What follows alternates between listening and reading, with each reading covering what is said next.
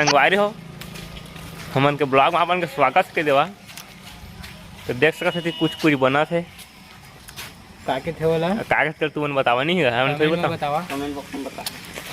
इज्जत थामे धनपुरी धामे देख सकता था एक बहुत बड़े मशीन है, बहुत बड़े का बहुत बड़े नहीं गा लेकिन इस जमीन में खड़े मोर नाम नहीं जानते छा संजय साहू किथे मोला एक नाम है बता दे यार सीजी दुर्गेश 2.0। हाँ भैया का नाम है राम जी ये भगवान के राम जी हरेगा देख सकते बहुत बड़े बिल्डिंग खड़ा होते करे जे हमर सरवानी गांव में टंकी बनाते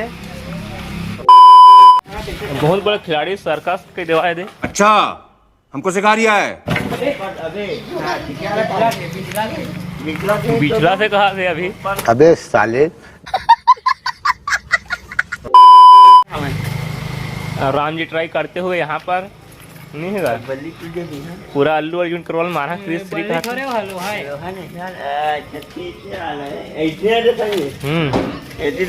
ऐसे लगता है कि इतने सेटिंग करना का था जब ये एक्टर मारी ना वैसे की तो ये बहुत बड़े एक्टर के देवा फिर हम काम कर चुके हैं। अच्छा हमको सिखा रिया है हाँ जन पगली में यहाँ रोल करे था देखे वहाँ कैसा लगा मेरा मजाक